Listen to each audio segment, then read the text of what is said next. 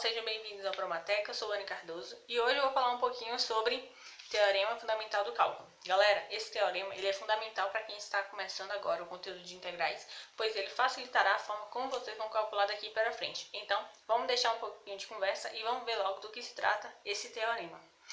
Aqui apresentamos, que de acordo com esse teorema, a gente pode calcular uma determinada área dada por uma função f de x delimitada pelos pontos A e B, por meio da integração, em que a gente vai integrar o valor de A até B de uma f de x dx, em que a gente vai integrar essa integração e no final a gente vai pegar o resultado da integração e substituí-lo, o x, pelos valores de B e depois pelo de A, sempre o final menos o inicial, da seguinte forma: f de B menos f de A. Coisa bem simples, né? Essa integração, ela se trata de uma integração definida, ou seja, que possui os limites de integração. Então, vamos ver um pouquinho mais na prática, como é que isso acontece. Na prática, aqui a gente possui uma integral de 1 dividido pela raiz de 3 até a raiz de 3 de 8 dividido por 1 mais x ao quadrado dx. Como foi dito no vídeo anterior sobre propriedades da integração, os valores constantes presentes em uma integração, eles poderão ser colocados para fora da integral. Dessa forma, aqui vai ficar 8 multiplicado por 1 dividido pela raiz de 3 até raiz de 3 de 1 dividido por 1 mais x ao quadrado dx. Prontinho. Agora é só a gente resolver essa integração e multiplicarmos por 8. Só que, observando bem essa integração, podemos notar que essa integração se trata de uma integração imediata, ou seja, é só a gente pensar qual era o valor que, quando derivávamos, que encontrávamos como resultado 1 dividido por 1 mais x ao quadrado. Esse valor corresponde ao arco tangente de x. Então, isso significa que a resposta dessa integração será o arco tangente de x, em que aqui vou colocar o 8 multiplicado pelo arco tangente de x de 1 dividido pela raiz de 3 até raiz de 3. Então, esses daqui são os limites de integração. Agora, o próximo passo é só a gente substituir o x pelos limites de integração. Sempre o final menos o inicial, em que aqui vai ficar 8 multiplicado pelo arco tangente da raiz de 3 menos o arco tangente de 1 dividido pela raiz de 3.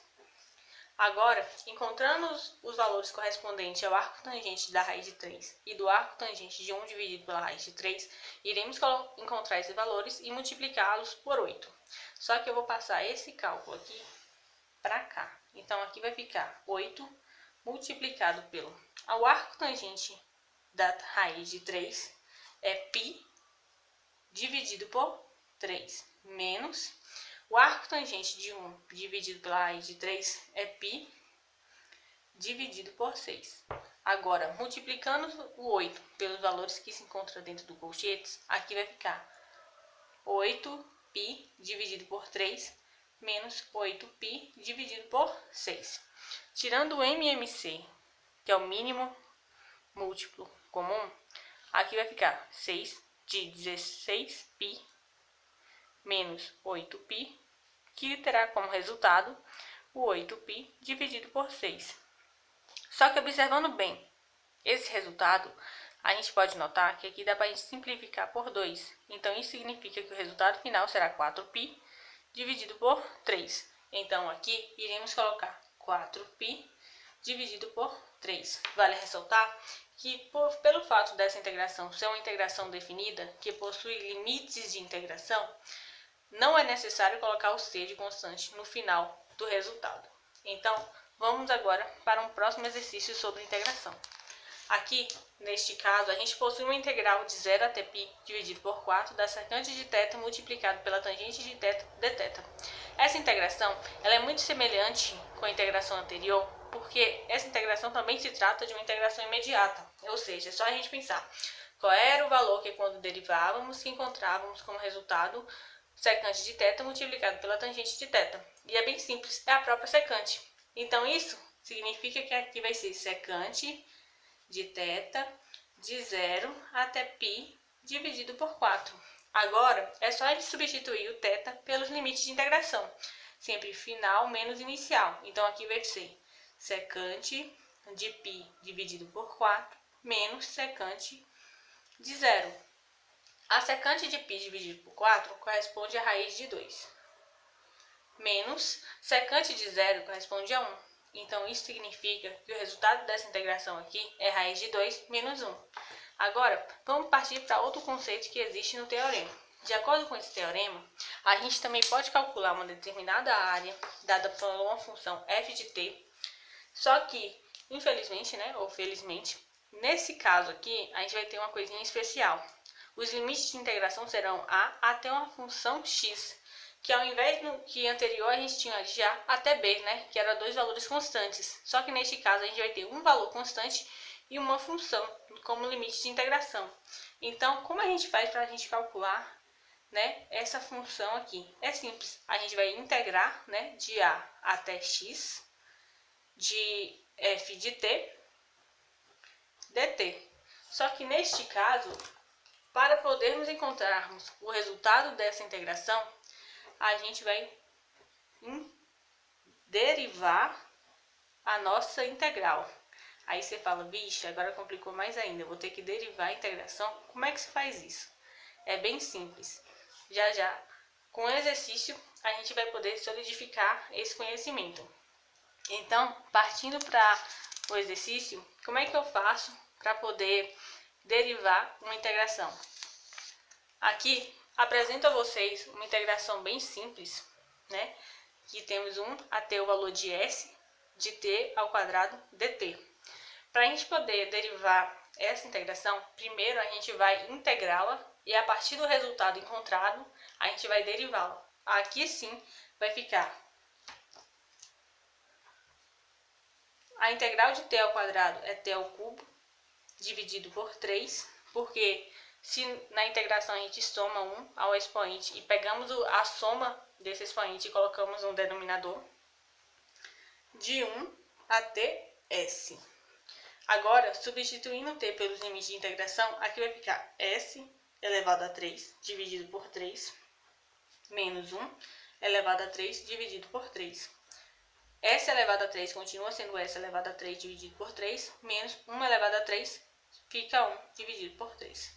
Agora a gente vai pegar esse resultado aqui e a gente vai derivá-lo, ou seja, o S elevado a 3 dividido por 3 derivando vai ficar 3 multiplicado por S, enquanto que o expoente ele vai sofrer uma subtração, ou seja, vai ser 3 menos 1 dividido por 3. Como 1/3 se trata de uma constante, os valores constantes, quando derivados, eles são zerados. Então, aqui vai ser 0.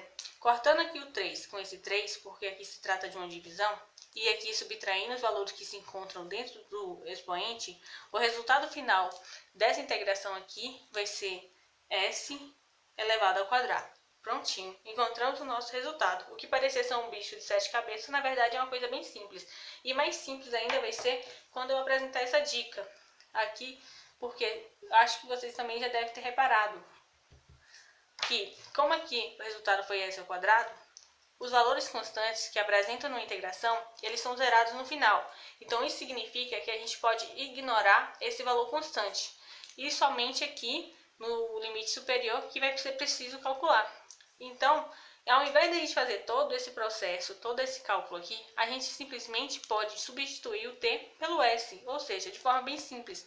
Se aqui a gente possui uma função de 1 até o valor de s, de t ao quadrado dt, a gente simplesmente vai chutar esse t, né? Ignorar ele para lá, jogar ele fora, e no lugar dele a gente vai colocar um s, e aqui vai ficar s ao quadrado. Prontinho! E encontramos o mesmo resultado sem a necessidade de calcularmos. Mas vale ressaltar que aqui se trata somente de um s, uma função bem simples, mas só que a gente vai poder complicar daqui a pouquinho.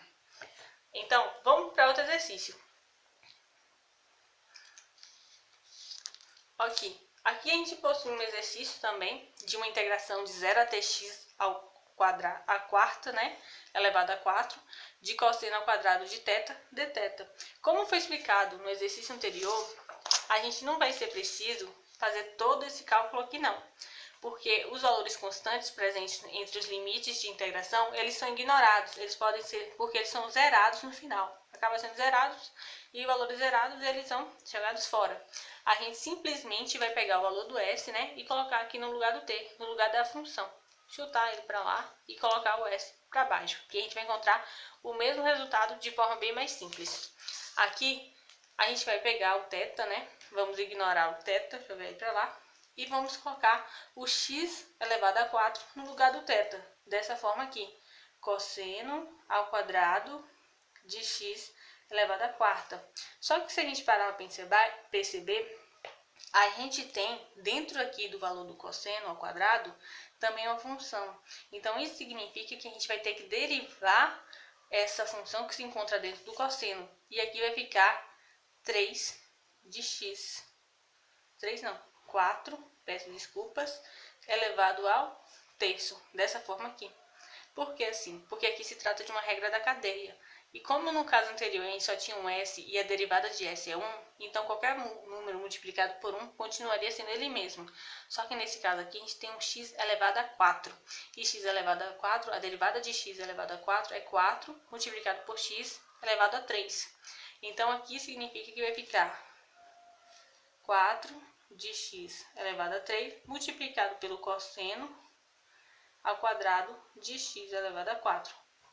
Prontinho. A gente encontrou novamente mais um resultado. É bem simples. Parece complicado no início, quando a gente vê o teorema. Mas só que quando a gente coloca na prática e a gente faz bastante cálculos de integração, a gente descobre que as coisas são bem mais simples. Agora, a gente vai dar uma complicadinha nesse conteúdo, porque até agora a gente utilizou uma constante no limite de integração inferior.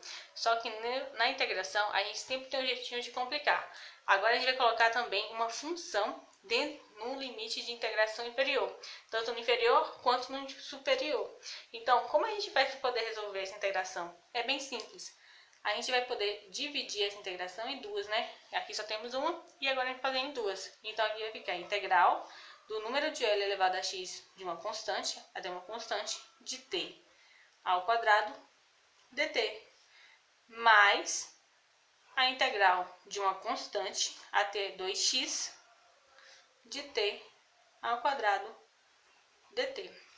Só que neste caso, como foi dito anteriormente, as funções eles devem se encontrar no limite superior da integração. Então, nesse caso aqui, dessa integral aqui, a gente vai ter que inverter os limites de integração. E quando a gente inverte os limites de integração, também invertemos o sinal da integral. Então, isso significa que essa integral aqui, ela vai ficar negativa, porque como ela está positiva e a gente vai inverter, o c vai ficar embaixo e o número de Euler vai ficar em cima, agora ela vai passar a ser negativa também, porque a gente inverte também o sinal de t ao quadrado dt, mais a integral de c até 2x de t ao quadrado dt. E como foi dito anterior, a gente não precisa calcular, né, todo aquele processo. É só a gente pegar o t, tirar o t daí, jogar ele fora, e no lugar do t, colocar o limite de integração superior, no qual a gente está querendo mesmo saber como é que a gente calcula. Então aqui vai ficar menos, abrir um colchetes aqui, do número de Euler elevado a x ao quadrado, porque o t está sendo elevado ao quadrado, e como dentro do colchete se trata de uma função número de Euler, então significa que aqui também a gente vai ter que multiplicar pelo número de Euler, porque aqui é a regra da cadeia, né? É função dentro de função. E quando a gente tem uma função dentro de uma função, a gente deriva a função de fora primeiro e depois a de dentro. Mas, aqui novamente um colchete de 2x elevado ao quadrado multiplicado por 2, porque, como foi dito, é função dentro de função, então a gente deriva primeiro de fora para depois a de dentro. E a derivada de 2x é 2, então aqui vai ficar menos o número de Euler elevado a x e elevado ao quadrado, é só a gente somar os expoentes. Então aqui vai ficar 2x mais, não, 2 mais x multiplicado por x, mais 2 elevado ao quadrado é 4, e x elevado ao quadrado é x elevado ao quadrado multiplicado por 2, que se encontrava fora. Agora, passando para cá, né, todo esse cálculo, aqui vai ficar menos número de Euler elevado a 2x multiplicado por número de Euler elevado a x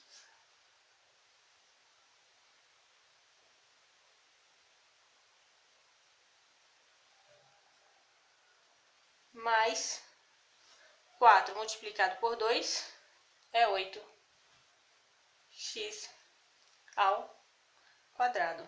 Então, aqui vai ficar número de Euler elevado a 2x multiplicado por número de Euler elevado a x, vai ficar menos o número de Euler elevado a 3x mais 8x ao quadrado. Prontinho. Resolvemos mais uma integração. Mas eu queria destacar que aqui neste ponto, aqui não é uma soma de expoentes, né? Aqui se trata mais de uma multiplicação. A gente acaba multiplicando. Peço desculpas por isso, porque acabei errando aqui. Prontinho. Espero que vocês gostem. Compartilhe com seus amigos. Deixem o seu like e até o próximo vídeo. Tchau, tchau.